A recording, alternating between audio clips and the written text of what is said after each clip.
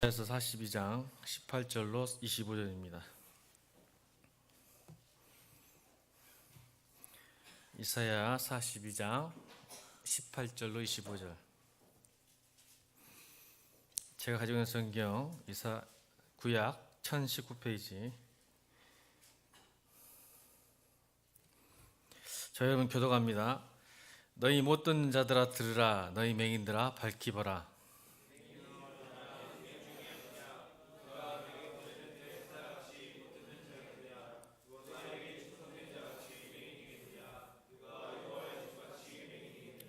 내가 많은 것을 볼지라도 이유하지 아니하며 귀가 열려 있을지라도 듣지 아니하는도다.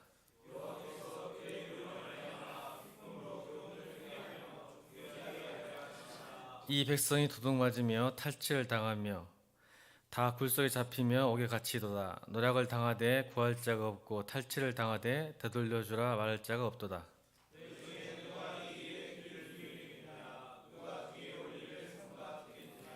야곱이 탈취를 당하게 하신 자가 누구냐? 이스라엘을 약탈한 자들에게 넘기신 자가 누구냐? 여호와가 아니시냐? 우리가 그에게 범죄하였도다. 그들이 그의 길로 다니기를 원하지 아니하며 그의 교훈을 순종하지 아니하였도다.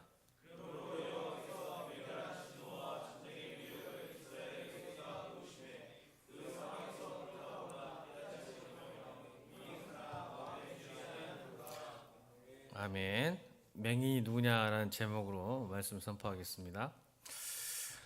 여러분들 청년 때 가장 1순위로 기도하는 게 어떤 기도 제목을 갖고 있을까요? 여러분들 청년 때 기도할 때 가장 많이 갖고 있는 거 아마 비전이겠죠? 앞으로 내가 어떻게 살아야 될까에 대한 여러 가지 해야 될 일들, 또 직업들, 가야 될 방향성들, 어떻게 살아야 될 것들, 그것도 있지만 청년 때 가장 큰 이슈의 기도 제목이 뭘까요? 예, 그렇죠. 배우자 문제죠. 배우자라서 기도하지 않는다면 문제가 있는 거죠.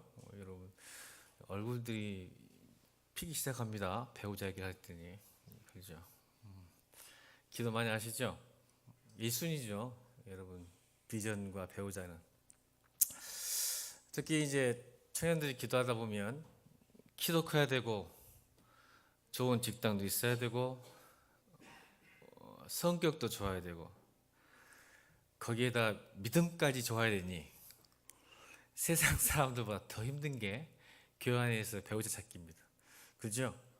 키도 크고 성격도 좋고 돈도 많아야 되고 능력도 돼야 되고 거기까지 믿음까지 있어야 되니까 얼마나 힘들겠어요. 그죠? 그렇게 기도하다 보면 갑자기 그런 사람이 나타날 때가 있습니다. 기도했으니까. 그렇죠? 근데 그걸 보고 쉽게 접근을 못 합니다. 우리가. 왜 그럴까요? 그 사람과 비교해 봤더니 내가 초라한 거예요. 잘하네. 누구예요 방금? 그런 상대를 만나봤나 보네. 뭐뭐 나왔습니까? 이렇게 어떻게 잘 알죠? 그렇죠. 멀리서 바라보기만 할 수밖에 없죠. 그죠? 감히 다가가지 못하잖아. 나보다 더 능력이 많고 좋으니까. 그런 것 같아요. 그럴 수 있는데 많은 사람들이, 청년들이 만약 좋은 배우자가 있어도 접근하지 못하죠. 왜냐하면 내가 보기에는 저 사람과 별로 어울리지도 않을 것 같고 미안하기도 하고, 왜? 내가 너무 초라하니까. 사실 인간도 하나님을 알아갈수록 인간이 자신이 죄 있는 것을 알게 됩니다. 마치 맑은 거울 앞에 설수록 내 진짜 모습이 보이기 때문이죠. 아름다운 예수님을 만날 때마다 나의 초라한 모습 때문에 애통하게 되고 또 아파하는 경험이 있을 줄로 믿습니다. 여러분 오늘 이사야도 그렇죠. 이사야도 성전에서 주님을 만났을 때, 하나님 만났을 때 화로다. 나는 망하게 되었도다. 오늘 이 본문도 그래요. 이사야도 주님을 이사야 6장 스랍 천사를 보고 하나님을 볼 때에 나는 입술이 부정한 백성인데 하나님을 봤으니 나는 화가 된다. 망하게 되었다. 죽게 되었도다. 하나님을 만나면 그렇게 돼요. 그 거룩하시고 전능하신 권위 앞에 섰을 때. 베드로도 그렇죠. 베드로도 어떻게 됐죠? 그가 밤낮 수고했지만 주의 말씀 의지하여 깊은 곳에 금을 전했더니 무슨 일을 하죠? 자신의 배뿐 아니라 자기 친구의 배까지 만선이 되는 기쁨을 맞이했어요. 그랬을 때 그가 어때요? 너무 기뻐서 잔치를 베풀었죠? 너무 좋았죠? 거기 끄떡한 사람은 큰일 날 사람들이에요. 성경을 아직 안 읽고 끄떡끄떡 손동호 무조건 아멘 하면 안 돼. 그러니까 거기를 끄떡끄떡 영혼이 없어요 진짜. 베드로가 이렇게 만선의 기쁨이 되니까 어떻게 해요? 막 기뻐서 할렐루야 찬양하면서 역시 주님이시라 그랬어요? 여기서 그랬다면 큰일 납니다. 어떻게 됐죠? 주여 어떻게 됐어요? 저는 죄인입니다. 나를 떠나소서. 이게 애통이에요. 주님을 만나니까요, 자신이 보이기 시작해요. 자기 실존이 보이는 거예요. 자기 존재를 보게 되는 거예요. 자기가 누군가를 알게 되는 거예요. 그래서 그때 기뻐야 되죠. 만선의 기쁨을 누렸는데 근데 그렇지 않았어요. 나는 죄인이구나. 그래서 주여 나를 떠나소서. 그래서 우리 마태복음에 애통하는 자는 복이 있나니 제가 하나님의 위로를 받을 것이며. 오늘 이 시간 주님 앞에 섰을 때, 말씀 앞에 섰을 때, 우리 자신을 주님께 드렸을 때 이런 축복 있기를 주님으로 축원합니다. 하나님 저를 위로해 주옵소서. 기억나세요? 지난주 3.18 예배 때 하나님 제게 위로함을 백성을 위로하라.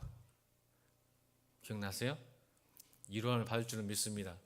하나님을 만나게 되면, 애통하게 되면 우리가 그런 모습을 갖게 된다는 거예요. 근데 우리는, 사단은 어떻게 해요? 우리를 그 죄 때문에 우리를 정죄해요. 그죠? 사단은 자꾸 네가 그리스도인이냐, 네가 목사냐, 네가 성도냐 라고 자꾸 정죄를 하게 됩니다. 근데 하나님은 그 죄가 드러날 때 어떻게 하죠? 죄를 깨닫게 하는 게 더 목적이 있어요. 정죄하는 게 아니라. 그래서 어떻게 해요? 빨리 돌아오게 만드시죠. 하나님은 죄를 깨닫게 하죠. 사단은 오랫동안 과거에 묻혀 살게 하는, 과거에 집착에 묶여 살게 하는 사단의 정죄예요. 그래서 크리스찬은 뭐예요? 죄를 짓지 않는 사람이 아니라 죄를 지어도 빨리 돌아오는 사람을 말합니다. 그러니까 여러분 무슨 뜻이에요? 내가 죄를 지어도 교회에 도망치는 게 아니라 다시 교회 앞에, 하나님 앞에, 말씀 앞에 서는 사람이 진짜 그리스도인 줄 믿습니다. 근데 세상 사람은 어떻게 하죠? 교회에 오기 싫어하죠. 이유가 뭐예요? 사단이 오랫동안 정죄하여 과거에 묶여뒀기 때문에. 저도 많이 전도해 보면 저 같은 사람이 교회를 다닐 수 있을까요? 죄가 많은데 어떻게 내가 교회를 다니겠습니까? 라고 이야기합니다. 일부는 사실이에요. 오히려 우리보다 더 겸손할 것 같은데 사실은 교만한 거예요. 왜요? 죄를 자기가 해결하려고 하잖아요. 인간은 자기를 스스로 구원할 수 없습니다. 스스로 구원한다고 생각하는 순간 하나님 없다 할 수 있고 하나님을 부정하는 사람이 돼요. 그래서 교만한 사람이 되는 거예요. 우리의 죄는 우리 스스로 해결할 수 없음을 믿습니다. 그래서 죄를 짓고 돌아오는 사람이 크리스찬이고, 질지라도 여러분 집을 떠난 사람, 집 나간 자식이 돌아오는 것이 아버지에게는 기쁨이 되는 거죠. 그렇죠. 집 나간 아들이 다시 돌아오는 기쁨이 있어요. 집 나갔다 해서 가서 잘못되라 하는 아버지는 없어요. 집 나간 자식이 돌아오는 것을 가장 기뻐하는 것이 아버지라고 생각합니다. 저는 오늘 그런 의미에서 하나님께서 우리에게 오늘 이 이사야 42장 18절 25절 주셨어요. 근데 놀랍게도 상당히 질책하는 모습이에요. 여러분, 이론은요 사랑이 없어도 이루어질 수 있어요. 잘 생각해 보세요. 위로는 사랑이 없어도 이루어질 수 있어요. 그런데 질책은요 사랑이 없으면 질책할 수 없어요. 그래서 값싼 위로보다 사실은 값비싼 질책이 필요할 때가 많은 것 같아요. 여러분 인간관계도 그래요. 웬만해서 친하지 않고는 싫은 소리 할 수 없습니다. 맞죠? 안 그래요, 여러분? 진짜 친한 친구 아니면 진짜 마음속에 있는 옳은 소리 할 수 없어요. 왜냐하면 관계가 깨져버리거든요. 서로 상호간에 신뢰관계가 안 되면 절대로 나쁜 소리 하면 안 돼요. 오히려 싸움이 되고 화가 나죠? 그러지 않아요, 여러분? 근데 진짜 친한 친구는 진짜 좋은 말 하죠. 쓴소리 할 수 있어요. 그게 진짜 친구죠? 하나님도 그래요. 우리 하나님의 본심이 뭔지 아세요? 하나님의 사랑이 뭔지 아세요? 사실은 경고예요. 질책이에요. 근데 많은 사람들이 위로받고 사랑받기만 원해요. 그렇지 않아요. 여러분, 사랑 없어도 위로할 수 있어요. 쉬워요, 위로는. 하나님은 계속적으로 이사야를 통해서 뭐라고 하시냐면 경고와 심판과 질책하고 계세요. 왜요? 그의 진짜 본심은 사랑이니까. 그래서 성경을 읽을 때 여러분, 하나님께서 자꾸 왜 이렇게 우리에게 견책하시고 질타하시고 아픔을 주실까? 오늘 본문도 그래요. 오늘 본문이 뭐냐면 이스라엘 백성은 하나님의 사랑이에요, 사실은. 여러분, 부모가 되면 다 알아요. 부모는 자녀가 잘못됐을 때 위로부터 할까요? 질책부터 할까요? 다시요. 나중에 여러분이 자녀들이 잘못하면 위로부터 하실래요? 혼내는 것부터 하실래요? 혼내야죠. 그 다음에 위로가 있을 줄로 믿습니다. 여러분, 43장 그대로 보세요. 43장이 구원의 약속이고 이사야 43장은 축복의 말씀이에요. 그렇게 질타하고 어렵게 권면하시면서 징계하시면서 경고하시면서 주는 게 뭐냐면 마지막에는 나는 너의 하나님이다. 난 너를 사랑한다. 너는 내 것이야. 내가 너의 구원자야. 다른 신에는 구원이 없어라고 계속 위로하세요, 우리에게.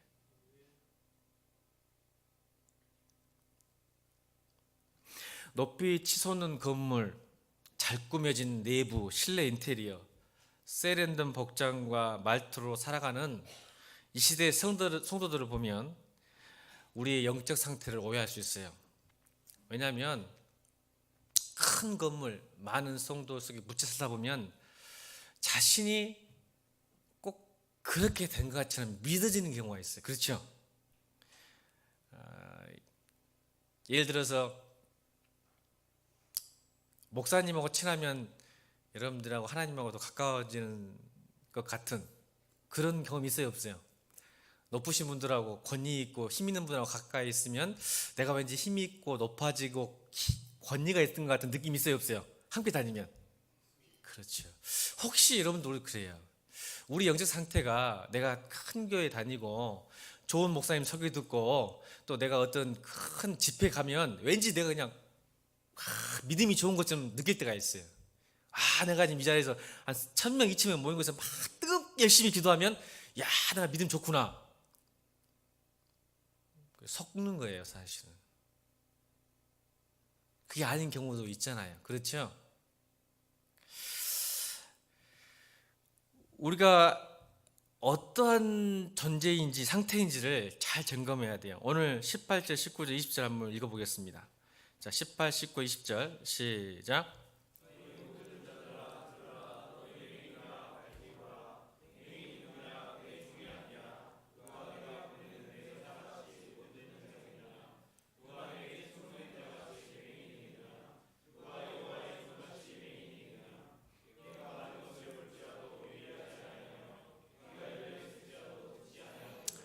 하나님 우리에게 말씀하셨어요. 이거 이스라엘 백성들이 한 말이에요. 이 말은 지금 우리 교회 안에 있는 우리에게 하신 말씀이에요. 들어도 듣지 못하고 보고 듣지 못하는 백성들. 오늘 설교 제목이 뭐예요? 맹인이 누구냐? 나의 종이 아니냐? 오늘 19절이에요. 맹인이 누구냐? 나의 종들이 아니냐? 오늘 우리에게 말씀하시는 거예요. 이 말은 무슨 말이에요? 믿어야 할 것을 믿지 못하고 믿지 말아야 할 것을 믿는 사람들에게 하는 말이에요. 요즘은 책과 인터넷에 접속하면요, 고급 정보, 세련된 설교 누구나 접근할 수 있습니다. 이 모든 정보와 지식의 범람에도 불구하고 우리는 하나님의 뜻에 눈과 귀를 닫습니다. 영적 시력과 청력을 모두 잃어버렸기 때문입니다. 그 결과 하나님과 무관한 교인들이 되는 것입니다. 하나님의 뜻을 모르면 영적으로 건강한 삶을 살 수도 없고 하나님을 기쁘시게 할 수도 없습니다. 그래서 성경은 하나님을 아는 지식이 없으면 반드시 망한다고 했습니다. 호세아서 4장 6절 7절 내 백성이 지식이 없으므로 망하는도다. 내가 지식을 버렸으니 나도 너를 버려 내 제사장이 되지 못하게 할 것이요 내가 내 하나님의 율법을 잊었으니 나도 내 자녀를 잊어버리리라. 그들은 번성할수록 내게 범죄하니 내가 그들의 용안을 표현하여 욕이 되게 하리라. 무슨 지식이 없다고요? 하나님을 아는 지식. 하나님을 모르고도 여러분 교회 다닐 수 있습니다. 하나님을 모르고도 목사 될 수 있습니다. 정말입니다. 오늘 이 자리에 하나님을 모르고도 예배 드릴 수 있다고 저는 생각합니다. 하나님의 말씀이 없는 기갈을 경험해야 됩니다. 아모스 8장 11절 13절 주 여호와의 말씀이라 보라 날이 이를지라 내가 기근을 땅에 보내리니 양식이 없어 주림이 아니며 물이 없어 가람이 아니요 여호와의 말씀을 듣지 못한 기갈이라. 사람이 이 바다에서 저 바다까지 북쪽에서 동쪽까지 비틀거리며 여호와의 말씀을 구하려고 돌아다녀도 얻지 못하리니 그날에 아름다운 처녀와 젊은 남자가 다 갈아여 쓰러지리라.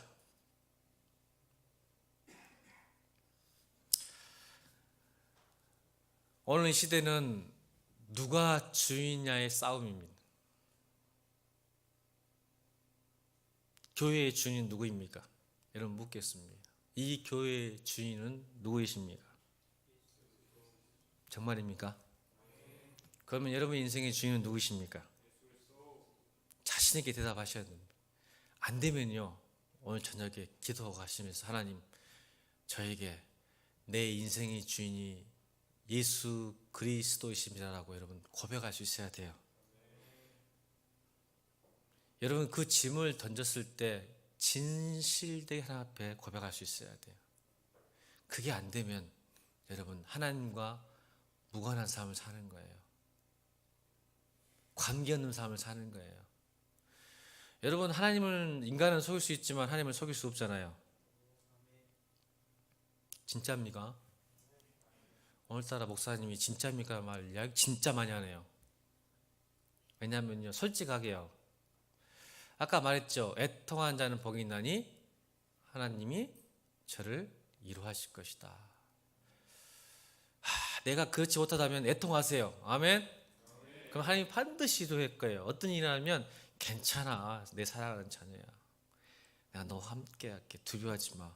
지금은 그렇게 될지 알아도 내가 너와 함께 한다는 것을 보여줄게. 진짜 나타내 보여줄게. 근데 네가 믿어볼래?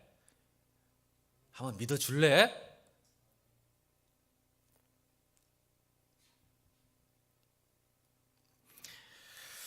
이 주인이라는 말은 나는 잘 보고 잘 듣고 잘 사고 있다고 스스로 판단해야 돼요. 자기가 자신이 주인이 되면 나는 나름대로 잘 살고 있는데 나름대로 열심히 봉사하고 있고 나름대로 신앙생활하고 있는데 잘 살고 있는데 왜 그러냐고 그럽니다. 근데 여러분 내가 믿고 있는 것이 참 믿음이 아니면 하나님 뜻과 상관없으면 정말 큰일입니다. 그렇죠? 여러분 이 시대가 포스트 모던 영성이라는 게 있어요. 포스트 모더니즘 영성. 이게 영성이 어떤 영성이냐면 내가 체험되어져야 되는, 내가 하나님을 경험해야 되는 영성이에요. 왜냐하면 이게 은근히 참 좋은 영성 같죠. 하나님을 체험해야 된다, 경험해야 된다, 좋은 영성 같죠.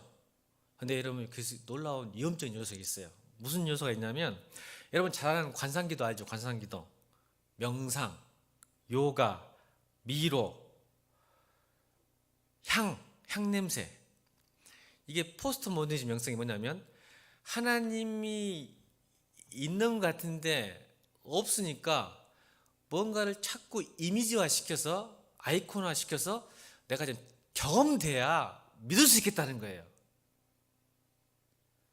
이게 이제 말하는 이머징 처치라고 그래요. 좀 어려운 말인가요, 제가 지금? 이머징 처치. 이게 무슨 뜻이냐면 하나님의 말씀으로 믿어지는 게 아니라 그 말씀이 이미지화 돼야 돼요. 그래서 이게 카톨릭에서는 뭐가 많아요? 성화가 많죠. 십자가, 초, 향, 막 성찬식, 그걸 통해서 계속적으로 체험되고 경험되어져야 하는 영성들. 안 그러면 믿지 못한 영성들. 그래서 자꾸 여러분들에게 체험할 수 있는 영향을 주는 거예요. 막 모르겠어요. 좀 제가 좀 민감할지 못하게 예민할지 모르겠지만 요즘 예배 가운데 말씀이 주가 되지 아니하고 다른 여러 가지를 통해서 여러분들에게 체험을 시키는 경향이 있어요. 잘 생각해 보세요 한번. 그러니까 느껴지는 뭐가 좀 있어 보이는 만져지는 경험되지는. 그래서 여러분 명상은 뭐예요? 호흡을 길게 해서 명상해서 환상을 보게 하고 깨닫게 하는 어떤 내적인 초월적인 존재를 만나게 하는 요가, 명상, 향냄새, 그 다음에 막 그림, 야 하나님 저렇게 돌아가셨지, 보여지는 이미지들, 이것들로 인해서 내 감각을 하나님께 푹 빠지고 싶어하게 만드는 것들, 이것도 은근히 우리가 하나님의 종이 아니라 내가 주인이 돼서 하나님을 체험케 하는 이 시대의 또 어두운 하나의 영성의 모습이지 않을까. 많은 사람들이 하나님을 만나기보다 종교적인 예술을 만나려고 하는, 그래서 이 시대가 점점점 풍요로울수록요 그 종교가 발전하게 됩니다. 오히려 여러분 물질적으로 계속 발전하면, 문명이 발전하면 하나님 안 찾을 것 같죠? 아니요, 더 종교를 찾습니다. 왜냐하면 물질적인 풍요 때문에 자기가 허탈하고 허무한지를 알아요. 깨달아져요. 예전에는 먹고 사는 일에 바빠서 종교를 찾지 않았는데 먹고 사는 일이 딱 되어지니까 이제는 이것만으로는 안 되겠다는 생각이 든 거예요. 그래서 여러분 꼭 기독교가 아니어도 많은 사람들이 이런 영성의 세계를 추구하는 것이 포스트 모더니즘이에요. 이 시대에 그런 시대에 살고 있어요. 그래서 여러분 감각적으로 여러 가지 교회도 요즘은 말씀 외에 감각적 요소를 계속 교회에 삽입해서 느끼게 만들어져야. 근데 여러분 교회 오면 하나님 있어요 없어요? 있어요. 교회 보면 그렇게 만들어요. 그거 속으면 안 돼요. 근데 밖에만 가면 하나님이 사라져 버려요. 왜냐면 교회는 그렇게 만들게 돼요. 여러분 성가대 웅장한 모습, 파이프 오르간의 웅장한 그 곡조, 휘황찬란한 조명 가운데 하나님 믿게, 이게 카톨릭 신비주의예요. 제가 시간이 없어서 다 말 못하는데, 여러분 카톨릭 교회가 왜 그렇게 만들었냐면, 우리가 종교개혁 있죠. 종교개혁. 종교개혁은 오직 말씀으로. 아멘. 그러니까 그것이 카톨릭 교회가 종교개혁이 오직 말씀으로 나가버리니까 그 빼앗긴 기독교인들 채우기 위해서 그때부터 뭐가 만들어져요? 엄청난 성전이 지어지기 시작합니다. 이게 바로크 음악, 바로크 미술이에요. 그 사람들이 교회 성당만 보면 유압감을 느껴요. 위험을 느껴. 여러분 카톨릭 교회가 얼마나 웅장해요. 그죠?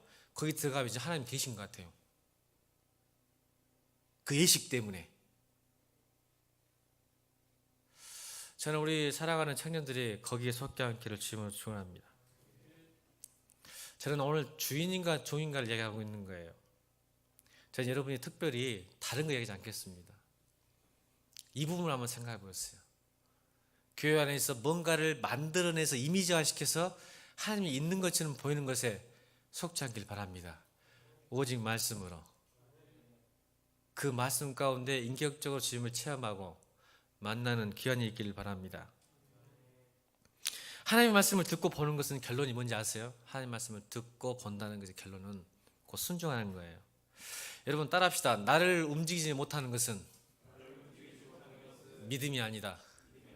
나를 변화시키지 않는 것은 순종이 아니다. 여러분 잘 들으셔야 돼요.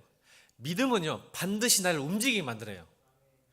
순종은 반드시 나를 변화시킵니다. 그러면 여러분, 여러분이 믿는 것이 나를 움직이지 않는다는 것은 가짜 믿음이에요. 여러분, 사랑을 하면요, 사람이 움직여요. 나를 움직이지 않는 것은 믿음이 아니에요. 여러분이 믿는 믿음이요, 나를 움직이지 못한다. 하나님이 나의 인생을 움직이지 못한다. 이건 믿음 아니에요. 여전히 여러분이 주인인 거예요. 순종은 반드시 변화를 일으켜요. 내가 순종하면 내 삶이 바뀌어요. 근데 가짜로 순종하니까 내 삶이 바뀌지 않는 거예요. 그게 주인과 종의 차이예요. 여러분, 종이 오히려 편해요. 여러분, 이거 깨닫기를 주님은 축원합니다. 진짜 여러분 선배로서, 인생의 선배와 목회 선배로서 부탁하는데, 주인보다 종이 훨씬 편합니다. 그래서 사도 바울이 뭐라 그러죠? 자기를 항상 그리스도의 종된, 하나님의 종된 사도 바울, 나는, 아멘. 종이 편한 걸 알아요. 그 종이 어떤 종이요? 자발적인 종이요. 종은 고민할 필요가 없어요. 주인이 하라면 하고, 멈추면 멈추고, 서라면 서고, 가라면 가면 돼요. 편해요. 인생 고민할 필요가 없어요. 미래가 두려울 필요 없어요. 종이 뭔 두려워요? 내일? 내 삶? 없어요. 자신이 없어. 자기 자신이 없는 거예요.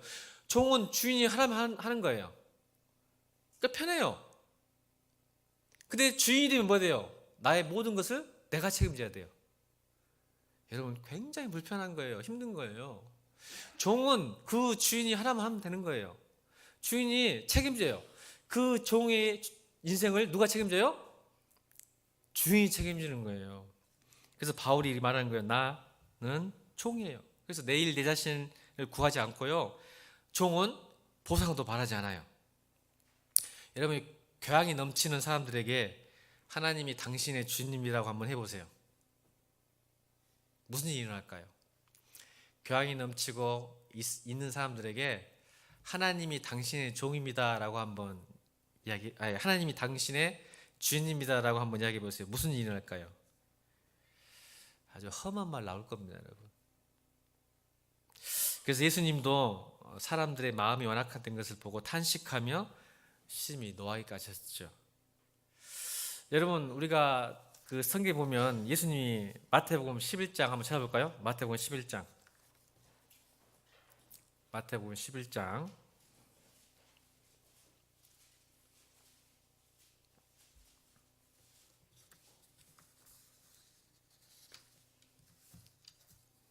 마태복음 11장 16절 17절 읽겠습니다. 시작.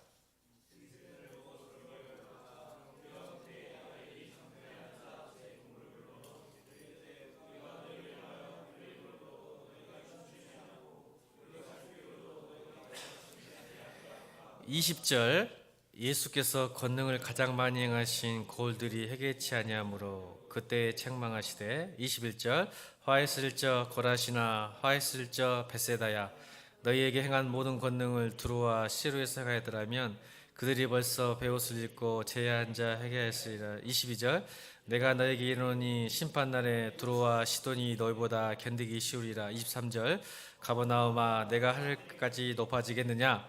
음부에까지 낮아지리라. 내가 행한 모든 권능을 소돔에서 행하였더라면 그 성이 오늘까지 있었으리라. (24절) 내가 너에게 이르노니 심판날에 소돔 땅이 너보다 견디기 쉬우리라 하시니라. 아멘. 예수님도 오셔가지고 이스라엘 백성 향해서 이렇게 말씀하셨어요. 야, 내가 이 세대를 무엇으로 비유할까 생각해보니까 아이들이 장태한 자 동물도 친구들을 불러서 이르되 너희를 향하여 피를 불어도 너희가 춤추지 않고 우리가 슬피 울어도 너희의 가슴을 치지 아니한도다. 우리가 많이 듣고 보고 그러지만 우리가 주의하지 않고 유함이 없다면 하나님 말씀을 들을 수가 없습니다. 하나님 말씀을 책으로 가치로 여길 수 없어요. 여러분, 내가 내 인생의 주인 아니다 라고 생각한다면 여러분, 오늘도 하나님 말씀은 주의 깊게 유의하게 바라봐야 돼요. 성경은 말하지 마잖아요. 너희들이 20절 내가 많은 것을 볼지라도 유의하지 아니하며, 이 말은 관심 두지 아니하며 가치를 두지 않으며 의미를 두지 않기 때문에 너희들이 귀가 열렸어도 듣지 못한다고 말씀하셨어요. 여러분 잘 듣길 바랍니다. 깊게 묵상하기 바랍니다. 그냥 너무 예배가 많고 말씀들이 많다 보니까 여러분들이 너무 귀담아 듣지 않는 것 같아요. 왜 그러시냐면 하나님께서는 우리가 그 말씀을 통해 우리를 존귀케 하시긴다고 말씀하셨어요. 우리가 말씀을 가치를 두고 말씀대로 살아갈 때 하나님 우리를 존귀케 한다고 그랬어요. 21절 22절 읽겠습니다. 시작.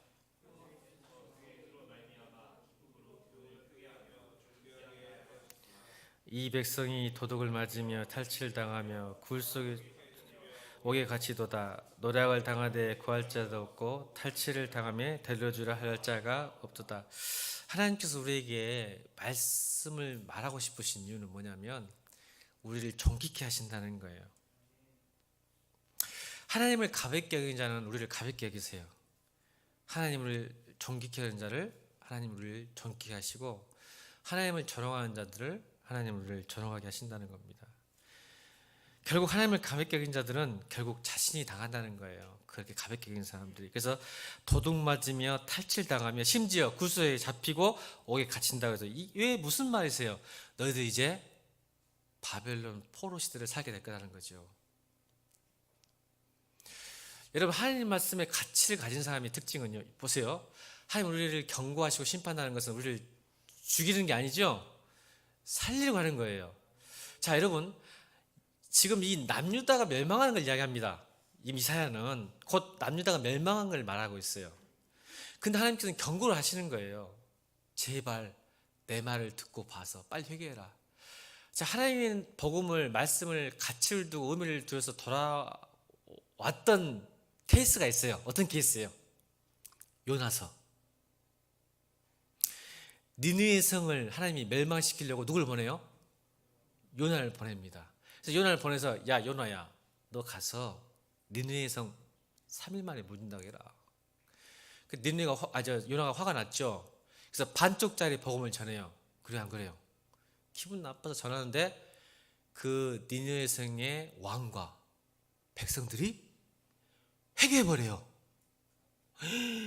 반쪽짜리 복음이었어요. 그죠? 기분 나빠서 복음을 전했어요. 근데 이 니느웨 성에 있는 왕과 백성들이 죄를 뒤집어쓰고 옷을 찢으면서 회개해버려요. 자, 하나님께서 그들을 구원하셨어요? 안 했어요? 구원하셨어요. 이게 말씀으로 존귀케 하는 거예요. 곧 죽을 수밖에 없는 존재고 망할 수밖에 없는 존재지만 그 말씀의 가치를 붙들고 사는 사람은 존귀케 되는 거예요.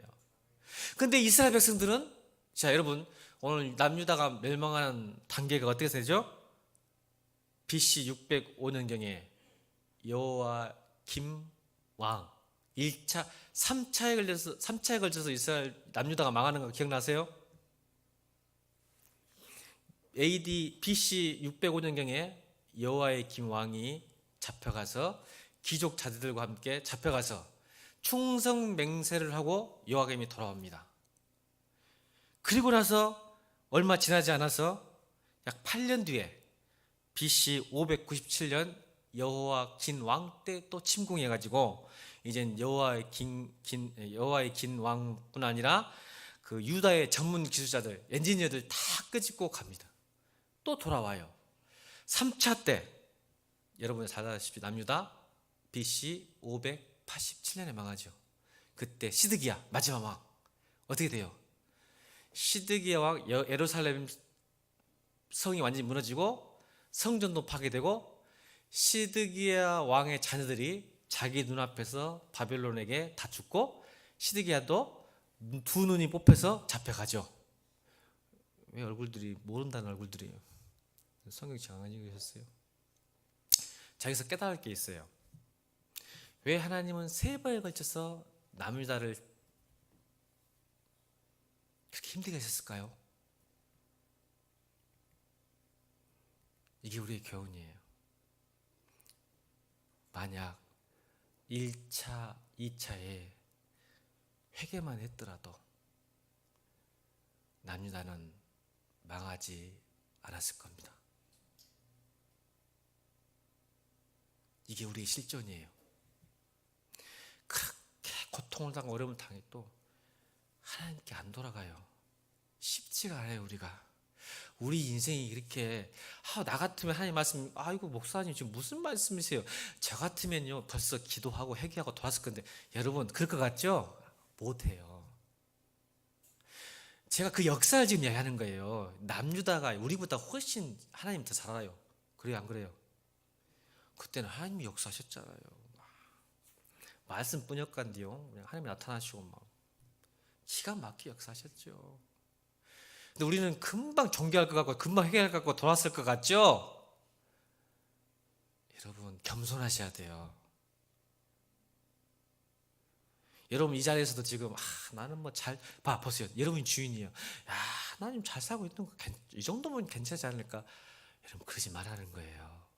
주의함과 유의함으로 들으셔야 돼요.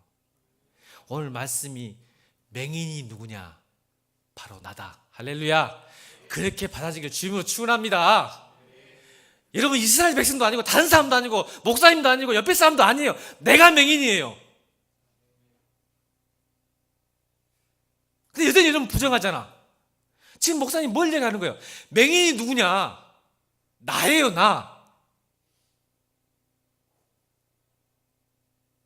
3차에 걸친 하나님의 징계 가운데도 이스라엘 백성은 돌아서 그렇게 많은 수치와 고통과 조롱을 당했어도, 아까 말씀드렸잖아요. 나를 조롱하고 수치하게 하는 나는 나도 너희를 조롱하고 수치하겠다. 3차에서 계속 수치와 조롱을 주셨어요. 이스라엘 백성들이 하나님께 안 돌아가니까. 그래도 여러분 안 돌아가고 망했어요. 여러분 우리가 조금 겸손합시다. 진짜 오늘 이 자리에서 제발 나는 이 정도면 괜찮아, 그러지 않길 바랍니다. 곰곰이 주의하고 유하게 들어서 오늘 말씀 들으시고 보고, 맹인이 누구냐? 하나님, 바로 접니다. 주님을 보게 하여 주옵소서. 주의 말씀을 듣게 하여 주옵소서.